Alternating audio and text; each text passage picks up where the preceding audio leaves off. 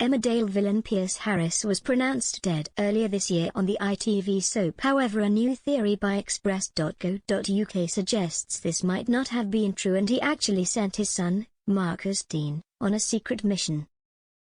Pierce, played by Jonathan Rather, was last seen in Emmerdale at the start of 2020 as it was revealed he killed Graham Foster, Andrew Scarborough, following his release from prison for raping Rona Goskirk, Zoe Henry. Earlier this year on the ITV soap, it was explained the villain was dying and he needed to get in contact with his long-lost son Marcus, Darcy Gray, to broker peace between them. However, this could have all been part of a bigger plan, as this could have all been done to give Marcus an inning into the village to get closer to Charles Anderson, Kevin Matty Run. The villain could be alive and well, but knowing he could no longer get to Rona, he could have discovered another person he needed to get revenge on in the village.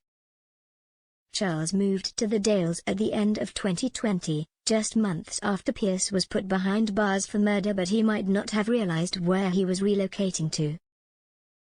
It could be the vicar and the killer knew each other when they were younger, as they were the best of friends and were inseparable.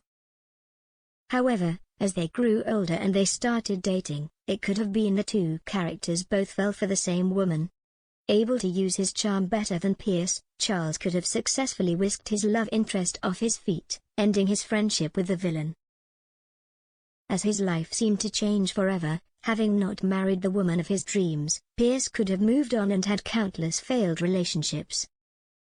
Having settled down with Tess Harris, Nicola Stevenson, he could have put his plans to bed, but when she was killed, the anger could have risen in him once more. Instead of trying to find Charles, he could have become obsessed with Rona and sealed his fate as one of the most sinister characters on the show. Keeping tabs on Rona from afar whilst in prison, he could have discovered his former best friend was living in the same village. Knowing he couldn't break out but someone on the outside could complete his mission, he could have enlisted his son Marcus. Although they were apparently estranged, they could have never lost contact, and Marcus could have been visiting his father in prison for months. He might have been manipulated to see his father's point of view on things, now realizing Pierce is more dangerous than he could have ever imagined. When the villain discovered Charles was in Emmerdale, he could have instructed his son to write a letter on his behalf, telling Rona he was dying. With this being his way to the village, Marcus could then start Phase 2 by using Ethan Anderson, Emil John, as the lawyer to sort out his father's estate. From here, a romance developed between the two, but the sole objective for Marcus could have been to get closer to Charles. In the coming weeks, having moved in with Ethan, it seems Marcus will be spending a lot more time with the vicar as they try to bond. Marcus has been playing the doting boyfriend so far, wanting to impress Charles so the pair could also develop a bond.